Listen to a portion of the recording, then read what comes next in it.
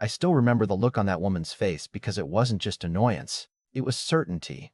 The kind of certainty people have when they've already decided exactly who you are before you ever open your mouth. Funny thing is, if she'd let me finish one sentence, the entire day would have gone very differently.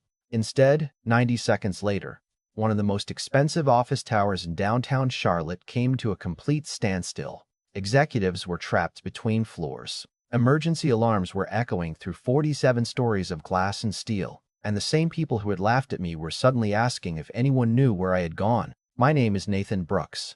I'm 44 years old, and for most of my career I've tried very hard to avoid being the smartest person in the room. Not because I enjoy playing games, but because I've learned something after 20 years building safety systems. The people who actually keep complicated things alive rarely look impressive. We usually show up carrying backpacks instead of briefcases, driving old trucks instead of luxury SUVs, and worrying about software updates while everyone else worries about appearances. A few years before all this happened, I started a company called Sentinel Logic. We weren't flashy. We didn't spend money on giant advertising campaigns or celebrity endorsements. We designed emergency automation systems for hospitals, airports, and commercial towers, the kind of software nobody notices unless something goes terribly wrong. If we did our jobs perfectly, nobody ever thought about us. If we failed, people got hurt. That was the business.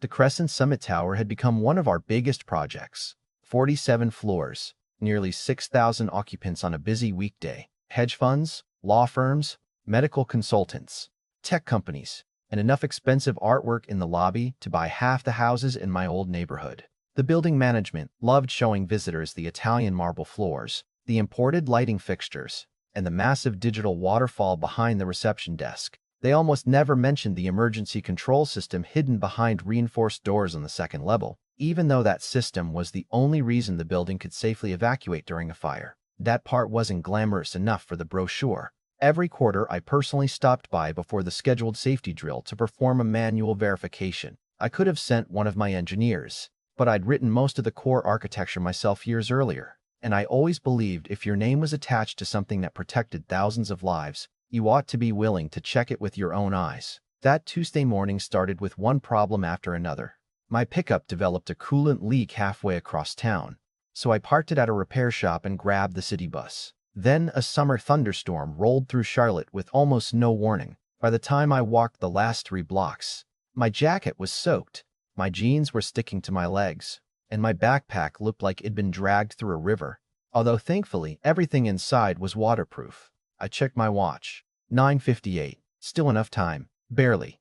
I pushed through the revolving doors, water dripping onto the polished floor, and headed toward the reception desk where a woman with perfect makeup, perfectly styled blonde hair, and a designer navy uniform looked up from her tablet. Her nameplate read, Vanessa Pierce, Director of Guest Services.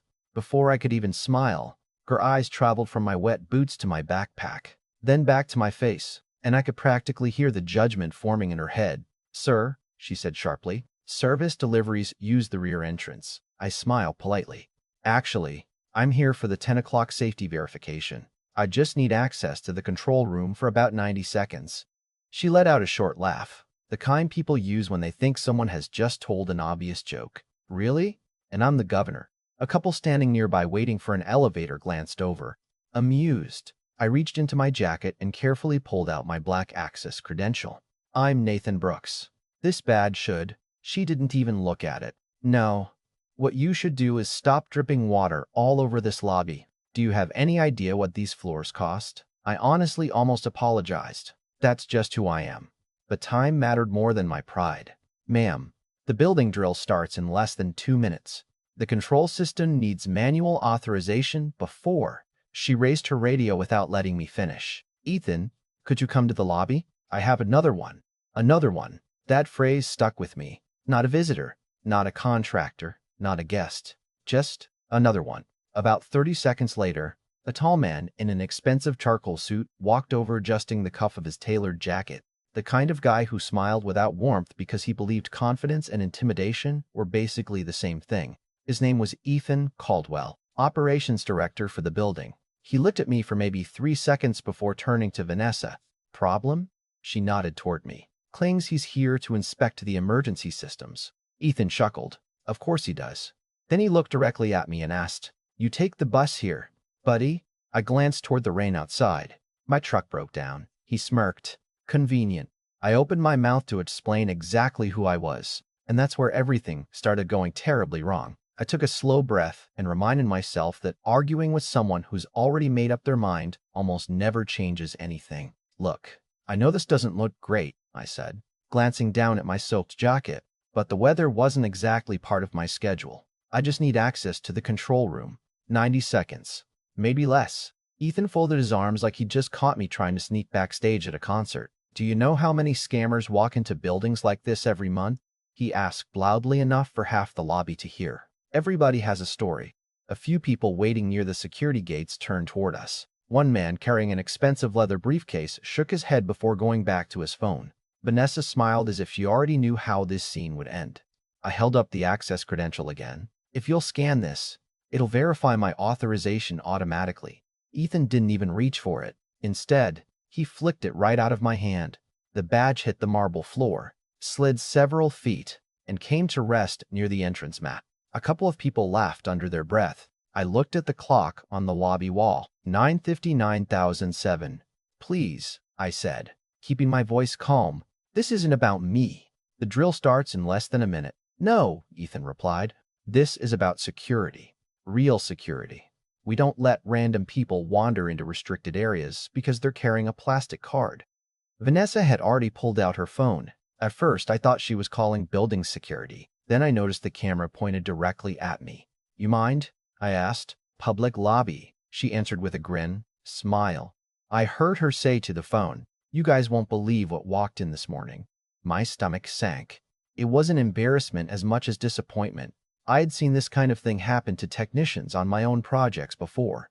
Electricians ignored because of dirty boots. Elevator mechanics treated like furniture. Janitors spoken to as though they were invisible. Somewhere along the line, too many people had started confusing expensive clothes with importance. "Nathan Brooks?" A familiar voice suddenly called from behind one of the elevators. I turned and recognized Luis Martinez, one of our subcontractors who maintained backup sensors in the building twice a year. Before he could reach me, Ethan stepped between us. "Do you know this guy?" Luis nodded immediately. "Yeah, that's..." Ethan cut him off. "He's being removed." Luis frowned. "Actually, he's..." "Not another word," Ethan snapped. "I've got this under control." Luis looked at me, confused. I gave him a small shake of my head. There wasn't time to turn this into a bigger argument. Besides, I still believe common sense might win. "Mr. Caldwell," I said. "At exactly 10 o'clock, the system expects manual verification from an authorized administrator. If it doesn't receive it, the emergency protocol freezes elevator movement until the verification is completed. That's intentional. It's designed to prevent evacuation during an unknown system's fault." Ethan laughed so hard he nearly doubled over. "Listen to this guy. He memorized technical words." Vanessa giggled behind her phone. "This is going viral." Ethan walked over, grabbed one shoulder strap of my backpack and yanked it off before I could react. "Let's see what our engineer brought with him." "Don't," I said, my voice firmer than before. "There's sensitive equipment in there." He ignored me completely. He unzipped the bag, pulled out my ruggedized tablet, and held it up like a trophy. "Fancy." Then, without hesitation, he let it fall onto the marble floor face first. The crack echoed across the lobby. My chest tightened. Not because of the cost. That tablet contained encrypted maintenance tools I personally configured over several years. I picked it up carefully. The screen was shattered, though thankfully the internal drive appeared intact. I looked at the clock again. 9:59:48, 12 seconds. I met Ethan's eyes. "Move people away from the elevators," he smirked. "Or what? Or they're about to have a very long morning." He motioned toward two security officers who had just arrived. "Escort him through the service exit." One of the officers, an older man named Carl according to his badge, hesitated. "Sir, maybe we should verify." Ethan didn't let him finish. Now, Carl looked uncomfortable but nodded. "Sir, please come with us." I didn't resist. Fighting would only waste more time. As they guided me toward the rear corridor, I turned one last time. "Move everyone away from the elevators," I repeated. "I'm serious." Ethan gave me a mock salute. "Have a nice day." The heavy service door closed behind me. Rain still fell outside the loading dock. though much lighter now. I heard the electronic clock inside the hallway chime exactly 10. Then it happened. First came the low mechanical thud that only someone familiar with elevator systems would recognize. One shaft after another entered lockdown exactly as designed. A second later, red emergency strobes illuminated the lobby through the glass doors. Then the building-wide announcement echoed through every floor. Emergency verification incomplete. Manual override required. Authorized administrator required. Even from outside, I could hear confused voices rising all at once. Carl looked at me. Was that supposed to happen? Only if I wasn't allowed upstairs. Before he could answer, 3 elevators stopped simultaneously between floors. Through the glass, I watched people inside pressing buttons over and over. Phones came out. Hands hit emergency call panels. Then another announcement played, this time identifying the authorization profile by name. Primary override credential required. Authorized administrator. Nathan Brooks. Sentinel Logic Systems. Carl slowly turned toward me. The color drained from his face. You're Nathan Brooks? I nodded once. He muttered something under his breath that sounded very much like, "Oh no." Inside the lobby, chaos spread with astonishing speed. Receptionists abandoned their desks. Building engineers ran for mechanical corridors carrying radios. The fire alarm remained in drill mode. But nobody could proceed because the transportation system had intentionally frozen until verification was complete. I could see Ethan standing in the center of the lobby spinning in circles, barking orders into his radio. Every answer he received only seemed to make him more confused. A black SUV stopped hard outside the front entrance. Fire Marshal Richard Hayes stepped out before the vehicle fully stopped. I'd worked with Richard on several high-rise certifications over the years. He spotted me immediately through the service entrance window. "Nathan," he shouted. Then he looked at Carl. "Why is he out here?" Carl swallowed hard. "Sir, there was a misunderstanding." Richard didn't even slow down as he stormed into the lobby. Through the glass, I watched him point directly at Ethan. Even from 30 yards away, I could hear him raise his voice. "Where is Nathan Brooks?" Ethan answered with the confidence of a man who still believed he was in charge. He pointed toward the rear hallway. Richard stared at him for 2 full seconds before saying something I'll probably never forget. "Do you have any idea who you just threw out?" Ethan's expression shifted ever so slightly. "He's claiming to be." Richard cut him off. "He designed this entire emergency platform. There is no backup administrator. There is no second master credential. That's him." The lobby went silent. Not movie silent, where everything magically stops, but the kind of silence where dozens of conversations die one after another as people slowly realize they've misunderstood something important. An older gentleman wearing a tailored navy suit stepped away from the elevator bank. I'd seen him once before during a board meeting. Harold Sinclair, founder of Sinclair Capital, one of the building's largest tenants. He looked from Richard to me, then back to Ethan. "Are you telling me," he asked carefully, "that the man responsible for this building's emergency systems was removed from the property?" Richard answered without taking his eyes off Ethan. "That's exactly what I'm telling you." Another executive joined them, then another. Within seconds, Ethan wasn't speaking to one angry official anymore. He was surrounded by the people whose companies paid millions every year to occupy that tower. Vanessa quietly lowered her phone. The live stream had ended several minutes earlier, but not before recording every word she had proudly broadcast to the internet. She looked at me for the first time without arrogance. There was fear now, real fear. Richard opened the front doors himself and walked directly toward me. "Nathan," he said, "we need you inside." I nodded, adjusted my cracked tablet under one arm, and walked back through the same revolving door I'd been forced out of less than 5 minutes earlier. Nobody laughed this time. You could have heard a pin drop as I crossed the marble floor, still leaving wet footprints behind me. Ethan stepped forward as if trying to explain everything at once. "Mr. Brooks, there was a misunderstanding." I looked at him for a second, then looked past him toward the elevators where hundreds of people were still waiting for someone to fix a problem that should never have existed in the first place. "We can talk later," I said quietly. "Right now there are people counting on those systems." Richard led me straight through the secured corridor to the control room while the building engineers followed behind carrying binders they suddenly realized they didn't know how to use. The room itself wasn't glamorous. Just rows of monitors, redundant servers, battery backups, and enough blinking lights to make it look more complicated than it really was. I connected my damaged tablet, authenticated my hardware key, and watched the system confirm my identity almost instantly. "Primary administrator verified," the screen read. followed by a long list of green checkmarks. I manually cleared the safety lockout, restarted the elevator sequence one bank at a time, and told Richard, "Let's release the upper floors first. There's a pregnant woman waiting on 41, and one passenger in car 6 has a panic disorder according to the emergency call log." Richard nodded and relayed the instructions. Within a few minutes, the first elevators began moving again. You could actually hear applause echoing through the shafts as doors opened floor after floor. The crisis was over almost as quickly as it had begun, but the consequences were only getting started.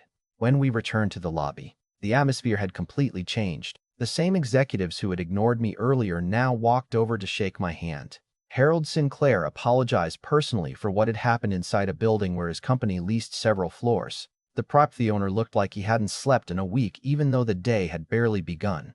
Ethan stood off to one side, pale, his confidence gone. Vanessa couldn't even look me in the eye. A representative from Human Resources arrived carrying a folder, followed by corporate legal counsel.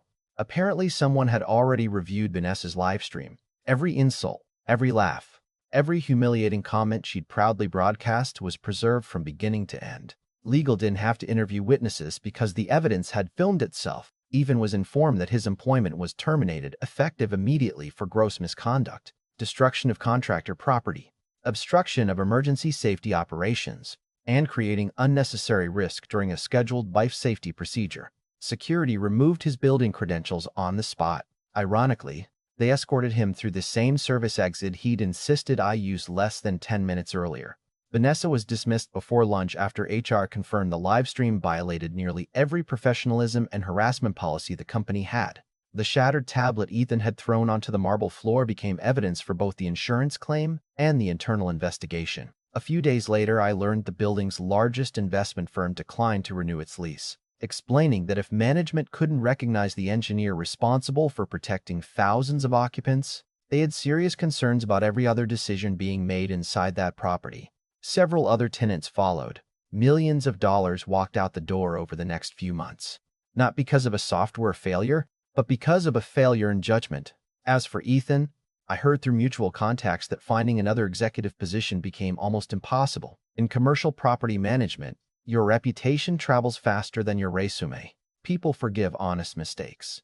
They don't easily forgive arrogance that puts lives at risk. A week after everything happened, Richard invited me out for coffee. He asked the question everyone else had been asking. "Nathan, why didn't you tell them who you were?" I smiled because I'd thought about that myself. "I tried," I answered. "They just stopped listening after they looked at my clothes." That's the part that stayed with me long after the headlines disappeared and the investigations ended. It would have been easy to enjoy watching Ethan lose everything, and I'll admit, there was a tiny part of me that felt the situation had come full circle, but mostly I felt disappointed. None of it had to happen. All someone had to do was scan a badge, ask one genuine question, or spend 10 seconds treating another human being with basic respect. That's all it would have taken. Ever since that day, whenever I visit a new job site, I make a point of introducing myself to everyone, from the receptionists to the overnight custodians. Some of the smartest people I've ever worked with wear reflective safety vests, carry toolboxes, or drive 20-year-old pickup trucks. You simply cannot measure someone's value by the watch on their wrist, the car in the parking lot, or whether they showed up soaked from the rain. If this story proves anything, it's that respect shouldn't be something people have to earn after revealing an impressive title. It should be the starting point. So now I'm curious what you think. Was Ethan simply having a terrible day, or did he deserve every consequence that followed because of the choices he made? Have you ever been judged completely wrong based on your appearance, your job, or something as simple as the way you were dressed? Share your story in the comments because I genuinely like to read it. And if you enjoyed this story, don't forget to like the video, subscribe to the channel, and stick around because sometimes the biggest lessons in life arrive disguised as the people everyone else overlooks.